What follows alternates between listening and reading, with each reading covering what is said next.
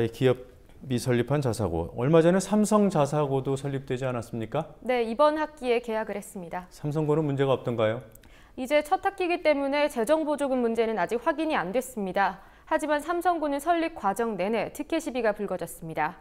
삼성고가 생겨서 교육 환경이 더 나빠지자 삼성 측은 그 책임을 교육 당국에 떠넘기기도 했습니다. 이 문제도 윤이나 PD가 취재했습니다. 삼성그룹 계열사들이 대규모 산업단지를 이루고 있는 충남 아산시. 특혜 논란을 빚었던 충남 삼성고가 올해 개교했습니다. 삼성 계열사들이 1,000억 원 이상 출연해 만든 자율형 사립고등학교입니다. 삼성고는 승인 과정에서부터 법을 위반하고 특혜를 받았다는 의혹이 제기됐습니다. 충남도 교육청은 삼성고가 설립될 땅이 삼성 디스플레이 소유로 돼 있었지만 설립 인가를 내줬습니다. 대통령령인 고등학교 이하 학교 설립 운영 규정에는 학교 부지의 소유자가 학교 법인의 명의로 전환돼 있지 않으면 학교 설립 인가를 내줄 수 없다고 명시하고 있습니다.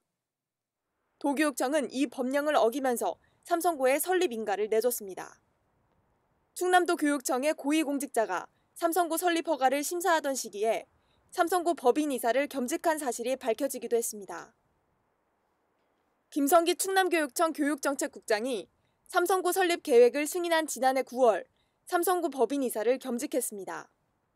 삼성고가 설립되는 과정에 아산 지역 학급당 학생수 변경은 설립의 주요 명분이 됐습니다. 2012년 교육청이 만든 자료를 보면 2013년도까지 40명이었던 이 지역 고등학교 학급당 학생 수를 2014년부터 35명이 돼야 한다고 급격히 낮춰 잡습니다.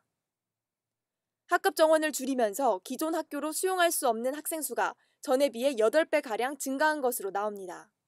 올해 개교 예정이었던 아산 배방고등학교로 학생 수용이 충분한 상황이었습니다. 하지만 학급 정원이 35명으로 급감하면서 삼성고 설립이 추가로 필요한 상황이 됐습니다. 보고서를 보면 2014년 삼성고가 개교하지 않을 경우 고등학교 입시에서 대규모 탈락 사태가 예상돼 사회 문제로 확대될 가능성이 있다고 경고하고 있습니다. 하지만 현실에서는 2014년 학급 정원이 줄면서 아산 지역에서 처음으로 고교 탈락 사태가 생겼습니다. 탈락한 81명의 학생은 아산 지역이 아닌 타 지역 학교로 장거리 통학을 하게 됐습니다. 학교를 2개 지었잖아. 한 학교는 들어갈 수가 없는 상황이에요. 삼성 자사고가 어떤 학교인데. 근데 그거를 전혀 고려하지 않은 상태에서 그냥 뭐 숫자만 맞춘 거죠. 그러니 당연히 떨어지죠. 이거는 우리 아이가 안 떨어져서도 어떤 아이든 떨어지게 돼 있는 상황이었던 거예요, 이거는.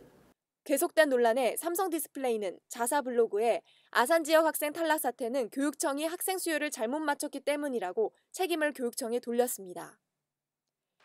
올해 개교한 삼성고 외에 포스코, 현대제철, 한국수력 원자력 등이 기업 설립 자사고를 추진하고 있습니다. 자사고에 반복되는 특혜 논란의 고리가 어디까지 이어질지 감시의 눈이 필요합니다.